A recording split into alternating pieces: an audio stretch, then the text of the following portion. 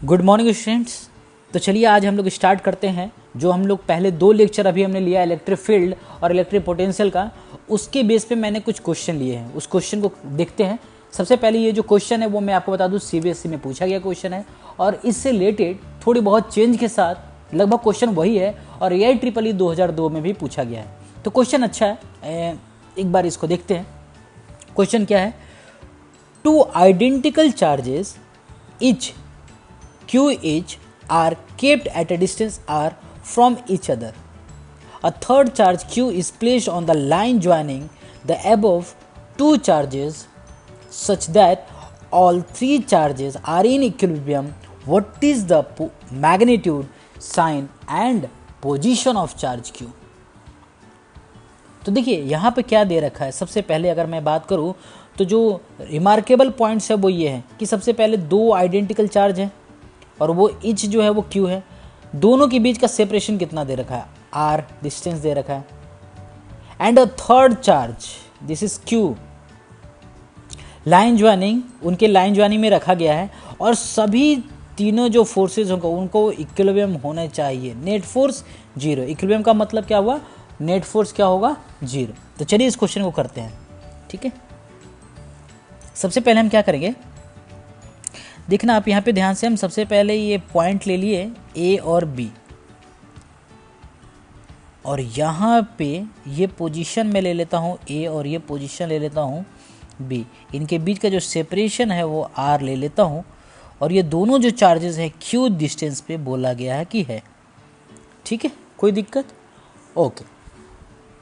अब यहाँ पे हमें क्या करना है कि इन दोनों के पॉइंट के बीच में, इन दोनों पॉइंट के बीच में कहीं एक ऐसा पॉइंट है जहाँ पे नेट फोर्स इक्विलिब्रियम होगा।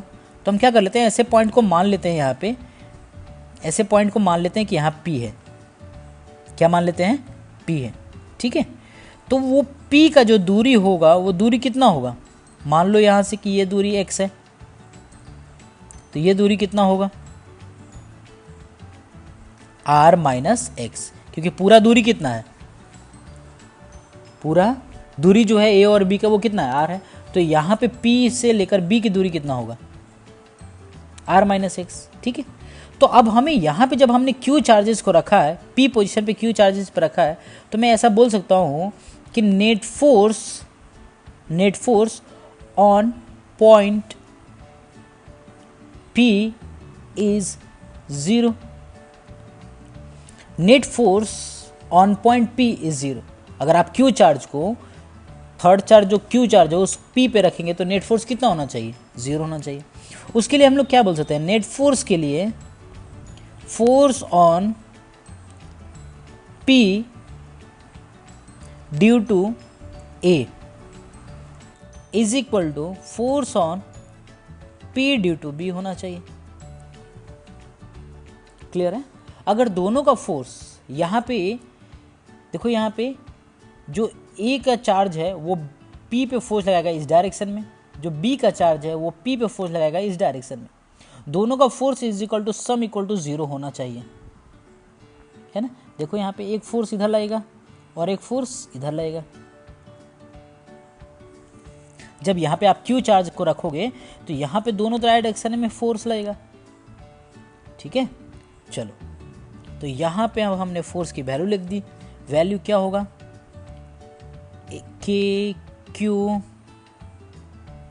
स्मॉल q है ना, P के पास तो स्मॉल q है, अपॉन में X square is equal to k q upon में r माइनस एक्स का होल स्क्वायर। इसको आप सॉल्व करेंगे तो x की वैल्यू यहाँ से आ जाएगी और x की वैल्यू r/2 आएगा। देखो ये तो बहुत लॉजिकली था, इसमें इसको सॉल्व करने की भी ज़रूरत नहीं थी। दो आइडेंटिकल चार्जेस हैं और थर्ड चार्ज को रखना है तो निश्चित तौर पे उनके दोनों के बीच के में ही रखेंगे, पॉइंट के r/2 पे ही रखेंगे। ठीक है, तभी इक्विलिब्रियम हो सकता है। अगर आप r/2 पे नहीं रखेंगे, कहीं और रखेंगे तो इक्विलिब्रियम कंडीशन में कभी आ ही नहीं सकता है। क्लियर है? ओके, तो ये पहला क्वेश्चन जो है उसका तो आंसर आ गया कि भाई पोजीशन तो अपने निकाल लिया। अपना जो पोजीशन निकालना था वो तो अपन पोजीशन निकाल लिए। अब हमें मैग्नीट्यूड और साइन निकालना है। तो देखिए यहाँ पे ए और बी है, उनकी पोजीशन जो पी है वो पोजीशन जहाँ पे इक्विलिब्रियम कंडीशन आया है स्मॉल क्यू को रखने पे, और वो पोजीशन आया r/2 और ये पोजीशन हो गया r/2। नाउ जहाँ पे आपने P रखा है, जो पॉइंट P है वहाँ पे नेट फोर्स 0 है, क्वेश्चन के हिसाब से वो इक्विलिब्रियम कंडीशन है। ओके, तो अब हमें निकालना है कि what is the magnitude of that charge Q। इस जो Q चार्ज है उसका मैग्नीट्यूड कितना है। अब इस Q चार्ज का मैग्नीट्यूड निकालने के लिए हमें क्या करना है, हम क्या करेंगे कि नेट फोर्स चेक करेंगे P पे, A से लेकर P पे जो नेट फोर्स लग रहा है और A से लेकर B पे जो नेट फोर्स लग रहा है वो दोनों सम क्या होना चाहिए, बराबर, तब नेट फोर्स निकल जाएगा। आपके दिमाग में एक आइडिया आ रहा होगा कि सर हम ये कर सकते हैं क्या, A से force on P due to A is equal to force on P due to B, ये कर सकते हैं क्या। जब आप ये करेंगे, करके देखिए आप यहाँ पे क्या आएगा। जब आप यहाँ से करेंगे के क्यू अपॉन में r/2 का square is equal to k q upon में r/2 का स्क्वायर, जब आप ये करेंगे तो यहाँ से कुछ आंसर नहीं आएगा। तो फिर हमें तो मैग्नीट्यूड निकालना और यहाँ से कोई मैग्नीट्यूड नहीं निकल रहा है, तो अब मैग्नीट्यूड निकालने के लिए क्या करेंगे। अब देखो वापस से क्वेश्चन में एक बार लेकर चलता हूँ मैं आपको। बोला हुआ है कि इक्विलिब्रियम कंडीशन है, इस इक्विलिब्रियम कंडीशन का बहुत महत्व है। इक्विलिब्रियम कंडीशन का मतलब क्या होता है कि भाई इस क्यू पे नेट फोर्स 0 होना चाहिए। ओके, इसका मतलब ये भी हो सकता है कि ए पे नेट फोर्स 0 होगा, इसका मतलब ये भी हो सकता है कि बी पे नेट फोर्स 0 हो। कहने का मतलब तीनों चार्ज अपने पोजीशन से मूव नहीं कर रहे हैं, मतलब तीनों चार्जेस पे नेट फोर्स लगने वाला 0 है।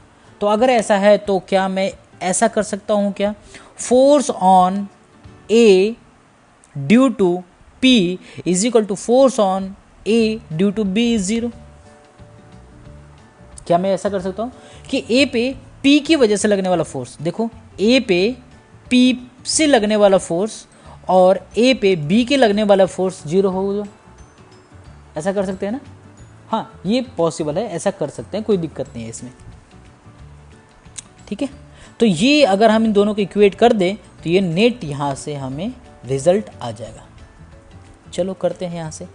फाइनली क्या करेंगे अपन, फोर्स लिखते हैं, फोर्स A और P के बीच में लिखते हैं, तो के क्यू अपॉन में r/2 का square is equal to k Q square upon में r स्क्वायर।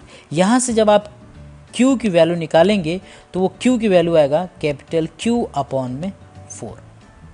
ये इसका मैग्नीट्यूड है।